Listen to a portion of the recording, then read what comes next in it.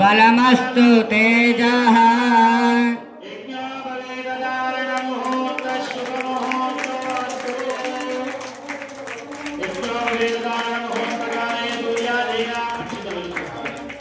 ऊर्ध्वमसि वैष्णवमसि विष्णवे त्वा मधुक्षरन्ति सिन्धवः आर्धीर्नस्तन्तोषधीः मधुरन्तमतोषधि मधुमत्पार्थिवपुनः मधुद्यौरस्तनः पिता मधुमान्नो वनस्पतिर्मधुमागुमस्तु सूर्यः माध्वीर्गावो भवन्तु नः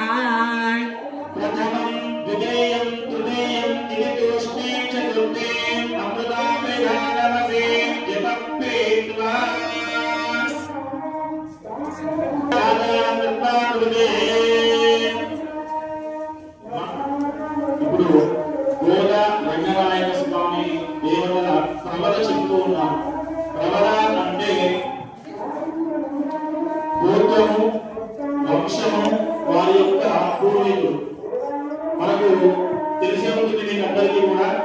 ఒక వివాహం చేయాలి అంటే ఏం చూసుకోవడం, అటువైపు తరాలు ఇటువైపు తరాలు చూసుకొని అమ్మాయిని కన్యాదానం చేయమంటారు కదా. అలాగే ఇక్కడ కూడా గోదా రంగనాయకుల ప్రవర అంటే పరిచయ కార్యక్రమం. అంటే స్వామివారు ఎవరు, స్వామివారి ముత్తాత గారు ఎవరు, ఆయన తాతగారు ఎవరు, తండ్రి గారు ఎవరు, ఆయన వంశం ఏమిటి, ఆయన గోత్రం ఏమిటి తెలియదా? తెలియాలి కదా. అందుకనే తెలుసుకుందాం స్వామివారు ఎవరు అనేది మనం తెలుసుకుందాం. ఓం కన్యాదానం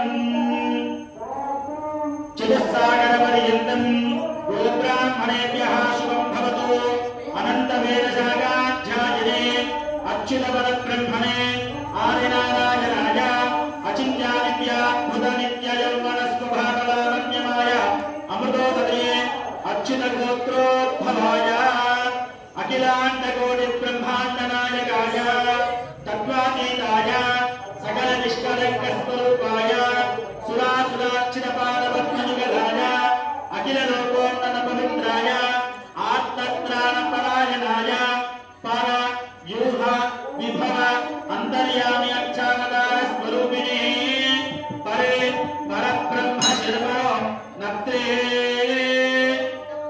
ప్రద్యుమ్న శర్మణ పౌత్రాయ వాసుదేవ శర్మణ పుత్రాయ అర్చావతారే శ్రీ రంగనాయక స్వామి దేవత స్వామినే కన్యాధిని వరాయ. స్వామివారు అనంత వేదాలను అభ్యసించాడు. స్వామివారు ఏం చదువుతున్నాడయ్యా అంటే అనంతమైనటువంటి వేదాలు చదువుతున్నాడు స్వామివారు. అచ్యుత పరబ్రహ్మణే, అచ్యుతము అంటే చ్యుతము అంటే జారిపోయేది, అచ్యుతము అంటే జారిపోకుండా పట్టుకునేది. అంటే అచ్యుత పరబ్రహ్మనే తన యొక్క భక్తులను విడవకుండా గట్టిగా పట్టుకుంటాడు.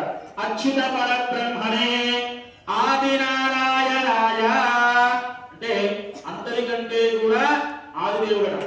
ఆదినారాయణాయ అచిత్య దివ్యాద్భుత నిత్య యౌవన స్వభావలావణ్య మాయా అమృతోదయే అన్న స్వామివారు ఎలా ఉంటారయ్యా అంటే నిత్యము కూడా యవ్వనంగా ఉంటాడట. చూడండి ఎట్లా ఉన్నాడు స్వామివారు, నిత్యము కూడా యవ్వనంగా ఉన్నాడట. అంటే స్వామివారికి వయస్సు అనేది లేదు. నిత్య యౌవన స్వభావలావణ్యమాయ అమృతోదయే అచ్యుత గోత్రోద్భవాయ. స్వామివారి గోత్రం ఏమిటమా అంటే అచ్యుత గోత్రము.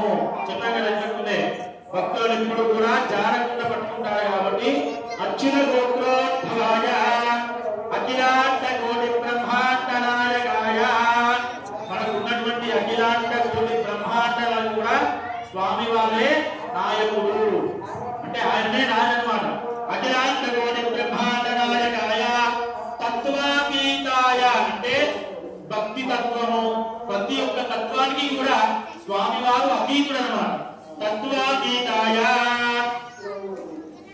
సకల నిష్కలంక స్వరూపాయ. కలంకము అంటే మురికి మైల, నిష్కలంకము అంటే అటువంటి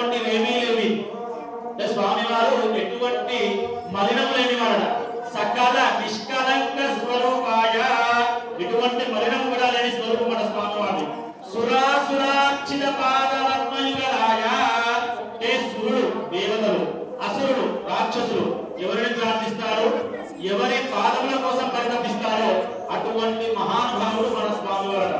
సురాసురాక్షిత పాద పద్మయుగలాయ అఖిల లోకోన్నత పవిత్రాయ, అన్ని లోకములకు కూడా పవిత్రుడైనటువంటి వాడు.